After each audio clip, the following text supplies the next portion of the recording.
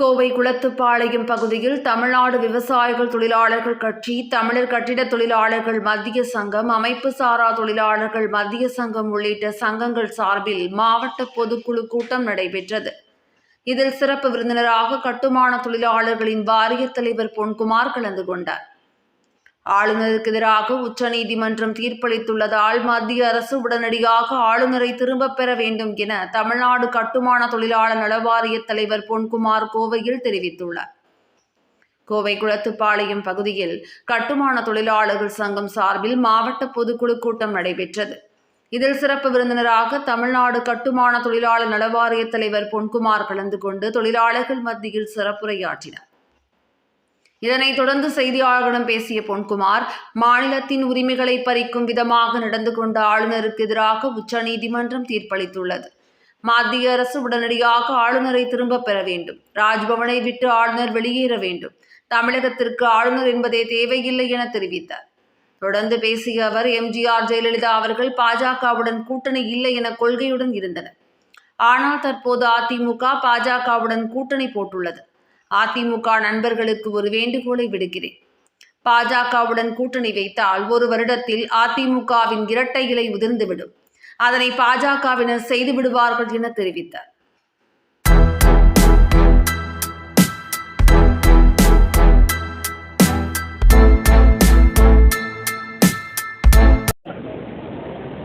வணக்கம்.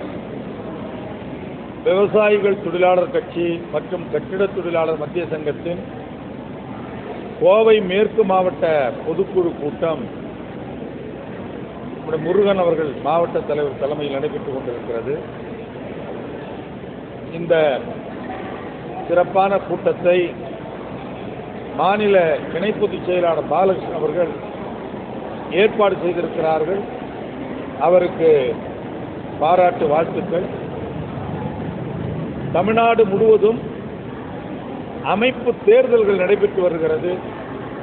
அந்த அடிப்படையில் இன்றைக்கு கோவை மேற்கு மாவட்டத்திற்கான புதிய நிர்வாகிகளை தேர்வு செய்து அறிவிப்பதற்காக இந்த பொதுக்குழு நடைபெறுகிறது.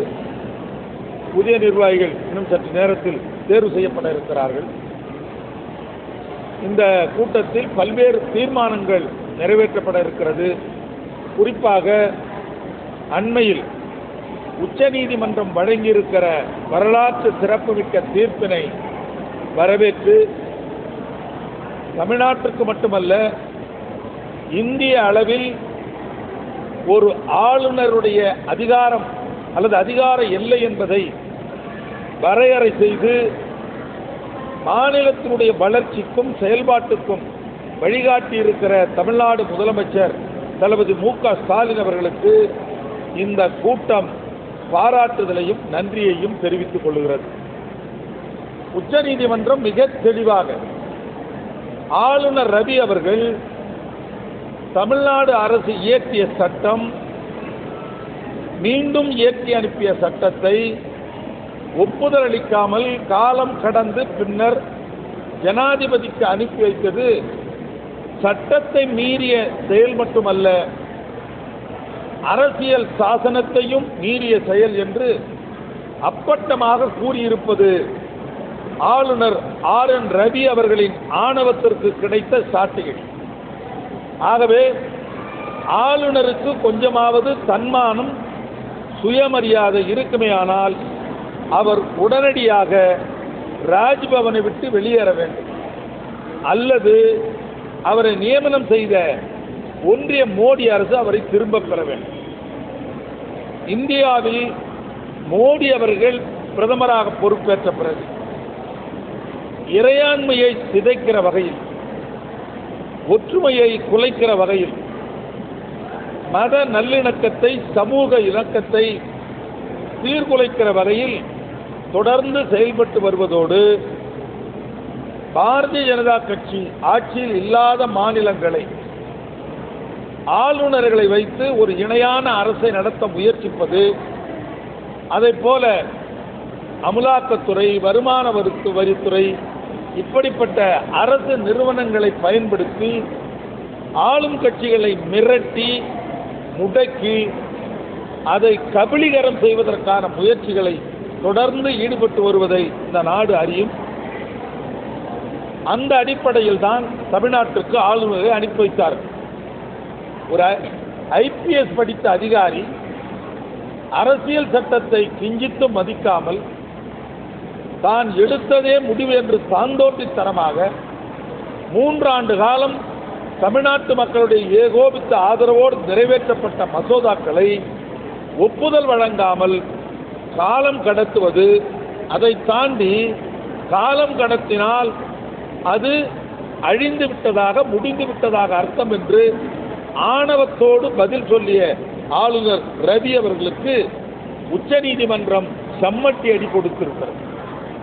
இன்றைக்கு 10 சட்டங்களையும் இந்திய வரலாற்றில் முதலில் ஒரு ஜனாதிபதியுடைய ஒப்புதலோ ஆளுநருடைய ஒப்புதலோ இல்லாமல் சட்டமாக்கப்பட்டிருப்பது இது மிகப்பெரிய வரலாற்று சாதனை. ஆகவே அப்படி ஆளுநர் தமிழ்நாட்டுடைய வளர்ச்சிக்கு, ஒரு மாநிலத்துடைய வளர்ச்சிக்கு உறுதுணையாக இருக்கணும். அமைச்சரவையுடைய வழிகாட்டுதலோடு செயல்படணும். மக்களுடைய முன்னேற்றத்திற்கு தடையாக இருக்கக்கூடாது. ஒரு மசோதா வந்தால் 1 மாத காலத்திற்குள் அதற்கு ஒப்புதல் அளிக்க வேண்டும். ஜனாதிபதிக்கு அனுப்ப வேண்டும், ஆனால் 3 மாதத்திற்குள் அனுப்பி வைக்க வேண்டும் என்று பல்வேறு வழிகாட்டுதல்களை உச்சநீதிமன்றம் வழங்கியிருப்பது வரலாற்று சிறப்பு மிக்கது. ஆகவே ஆளுநர் உடனடியாக அவர் பதவி விலக வேண்டும் என்பதுதான் இந்த பொதுக்குழுவினுடைய பிரதான நோக்கம். அதை வலியுறுத்தி இன்றைக்கு நாங்கள் இந்த தீர்மானத்தை நிறைவேற்றிருக்கிறோம். இதுவும் அதேதான். ஆளும் கட்சி எதிர்கட்சிகளை மிரட்டி பணிய வைப்பது, கட்டி பிடித்து விலா எலும்பை உடைப்பது, இரட்டை இலை சின்னத்தை முடக்குவதற்கான முயற்சியும், 2 அதிமுக மீது வழக்கை காட்டி மிரட்டியும் இன்றைக்கு அந்த கூட்டணியை ஏற்படுத்தியிருக்கிறார்கள். நான் அதிமுக காரர்களை பார்த்து நான் பணிவோடு சொல்லுகிறேன், நீங்கள் இன்றைக்கு கூட்டணிக்கு போயிருக்கிறீர்கள். இன்னும் ஓராண்டு காலத்திற்குள் அந்த இலை உதிர்ந்துவிடும், உதிர வைத்து விடுப்பார்கள் பிஜேபியினர். இந்த கட்சியை கபலீகரம் செய்து விடுவார்கள். இது எம்ஜிஆருக்கும் ஜெயலலிதா அவர்களுக்கும் செய்யக்கூடிய மிகப்பெரிய துரோகம். எந்த காலத்திலும் பிஜேபியோடு கூட்டணி இல்லை என்று சொன்னவர்கள் இன்றைக்கு பிஜேபியோடு கைகோர்த்திருக்கிறார்கள். கட்சிக்கு நல்லதில்லை, எடப்பாடிக்கு நல்லதில்லை, நாட்டுக்கு நல்லதில்லை.